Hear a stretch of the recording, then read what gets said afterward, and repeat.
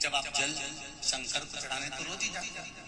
जब एकादशी का दिन रहे और शंकर जी के मंदिर में आप जल समर्पित करें तो 3 बार मुख से स्वधा स्वधा स्वधा या स्वधा स्तोत्र का पाठ, जिसमें 12 श्लोक 2-4 हैं। पैसा तो आ रहा है पर घर में टिक नहीं रहा। डॉक्टर में, पुलिस में, एक्सीडेंट आदि में, कहीं गलत जगह पर व्यसन में अगर पैसा जा रहा है, जुए में, मांसाहार, मदिरा पान, या कहीं आया पैसा आने में कमी नहीं, आ रहा है पर टिक नहीं रहा, रुक नहीं रहा। कोई मांगने आ गया, दे दिया, फिर वहां से अपने पास नहीं आ रहा, अपन कह रहे हैं भैया हमारा पैसा लौटा दो, नहीं आ रहा। तो महाराज शिव महापुराण की कथा कहती है एकादशी के दिन गंगा के जल में मात्र 7 बेलपत्री डालकर जो नंदीश्वर भगवान अर्थात जो शंकर जी के शिवलिंग के सामने नंदी होता है, उस नंदी के चरण पर गंगा का जल चढ़ाकर बेलपत्री शिव पर समर्पित कर देता है, उसके घर में रुपया रुकना चालू हो जाता है। फिर वो गलत जगह पर नहीं जाता, गलत स्थान पर वो धन जाएगा ही नहीं। तूने समझा, मांग तुझे क्या चाहिए। एकादशी ने भगवान विष्णु से कहा, नाथ प्रभु वर दे दो, मृत्यु लोक में जो मनुष्य मेरा व्रत करेगा, चाहे जलचर, थलचर, वायुचर या सांसारिक मनुष्य, मेरा अगर एकादशी का व्रत करेगा प्रभु, उसके यहाँ धन धान्य वैभव सुख संपदा बढ़ेगी और उस जीवात्मा को नरक नहीं भोगना पड़ेगा, सीधे वैकुंठ का उसको वास मिलेगा। जब जीव आत्मा को लेकर चला जाएगा, यम के दूत जब बंदी बनाकर ले जा रहे होंगे उस जीवात्मा को, जिसके प्राण छूटे होंगे, यम के दूत जब बंदी बनाकर ले जा रहे होंगे, तब मुझे वर दो कि मैं इसका हाथ पकड़कर बेतन्नी से पार उतार कर सारे नरकों से निकालती हुई आपके धाम में लेकर आऊं। भगवान ने वर दे दिया, तथास्तु। हे एकादशी सुनो, मृत्यु लोक का मनुष्य अन्न का त्याग कर कर, क्योंकि अन्न में एकादशी के दिन पाप पुरुष रहता, अन्न का त्याग कर कर एकादशी के दिन जो मनुष्य तुम्हारा व्रत धारण करेगा, उस व्रत को करेगा और उस व्रत को धारण करेगा, उसकी मनोकामना पूर्ण होकर वो मेरे ही धाम को जाएगा। ये तो हुआ एकादशी के जन्म की कथा। एकादशी के दिन गंगा के जल में मात्र 7 बेलपत्री डालकर जो नंदीश्वर भगवान अर्थात जो शंकर जी के शिवलिंग के सामने नंदी होता है, उस नंदी के चरण पर गंगा का जल चढ़ाकर बेलपत्री शिव पर समर्पित कर देता है, उसके घर में रुपया रुकना चालू हो जाता है। फिर वो गलत जगह पर नहीं जाता, गलत स्थान पर वो धन जाएगा ही नहीं।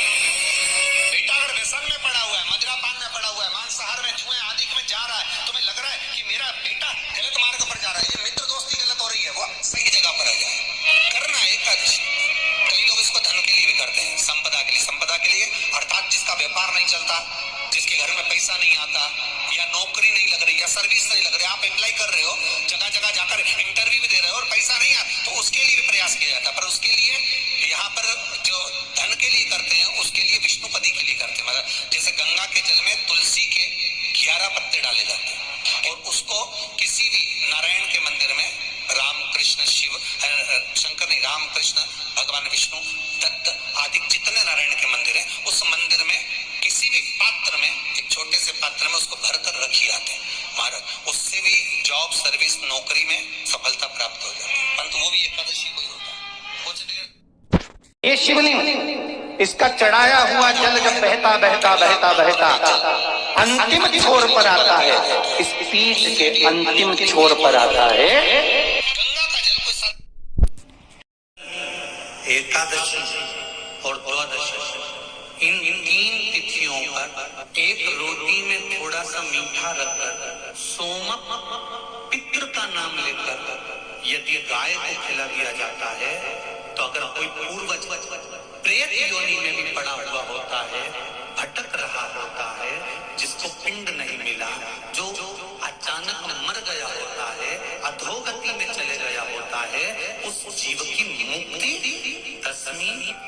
एकादशी और द्वादशी, ये 3 दिन सोमक पितृ का नाम लेकर रोटी में, पूड़ी में मीठा रखकर अगर गाय को खिला दिया जाता है ये 3 दिन तक, तो वो पितृ कभी भटकते नहीं है, उनको मुक्ति प्राप्त हो जाती है, मोक्ष में। दसवीं की रात्रि के 12 बजे घी का दिया हथेली में रखकर दरवाजे के बाहर, उस दिए को हथेली में रखकर चंद्र का दर्शन रात्रि के 12 बजे दिए की लो में चंद्र का दर्शन करते हैं, उससे ज्योत प्रबल होती है हमारे। या तो होगा वो नौमी की रात्रि 12 बजे या दसवीं की रात्रि की 12 बजे चंद्र का दर्शन, दीप घी का हाथ में जलाकर नाम गोत्र अपना बोलकर नरसिंह भगवान का स्मरण कर कर ज्योति में चंद्र का स्मरण कर कर दर्शन किया जाता है। नेत्र कमजोर हो तो 3 या 4 दिन में ज्योतियों का क्रम बढ़ना प्रारंभ होता है। वैसे तो 15 दिन का लिखा है, पर शिव महापुराण कहती है 3-4 दिन का क्रम बहुत बढ़ता जाता है। केवल दसवीं, चाहे उजाला की हो चाहे अंधेरे की हो, कौन से महादेव का नाम लेना है? श्रम्भेश्वर महादेव। जब कोई व्यक्ति चिड़चिड़ करता है, क्रोध करता है, गुस्सा करता है, और महाराज शंकर भगवान का श्रम्भेश्वर महादेव का नाम लेकर 31 बेलपत्र, जिस व्यक्ति को क्रोध आता है उस व्यक्ति का स्मरण कर कर आखा चावल मतलब सेगे चावल के साथ एक बेलपत्र 31 बेलपत्र कर कर शिव जी के शिवलिंग पर समर्पित करी जाती है, मात्र दसवीं की तिथि के लिए। केवल दसवीं, चाहे उजाला की हो चाहे अंधेरे की। कौन से महादेव का नाम लेना है? श्रम्भेश्वर महादेव, शिव जी का एक। छोटे छोटे बच्चे रहते हैं, कुछ बच्चों को माता जबरदस्ती के भोजन कराती है, खिलाती है, ठोकती, मारती, खिलाती है। कुछ बच्चे ऐसे रहते हैं वो कुछ खा ही नहीं पाते, मुख में दो और वॉमिटिंग कर देते हैं, उल्टी कर देते हैं। ऐसे बच्चों के लिए या जिस व्यक्ति को भोजन पचता नहीं हो और उधर में एसिडिटी रहती हो और जलन टाइप की होती हो, उसके लिए भी श्रम्भेश्वर महादेव का स्मरण है। सुंदर व्याख्यान वर्णन किया है। श्रम्भेश्वर महादेव के ठीक सामने अर्थात भगवान शंकर के किसी भी शिवलिंग के सामने एक तांबे के लोटे में जल रख लीजिए और जल के अंदर 3 बेलपत्र डाल दीजिए, एक पीपल का पत्ता डाल दीजिए, शमी के 11 पत्ते कलश को छुआकर शंकर भगवान के शिवलिंग पर श्रम्भेश्वर महादेव के नाम से चढ़ा दीजिए। उस जल को उठाकर ले आइए, एक रात्रि तक घर के अंदर रखना है।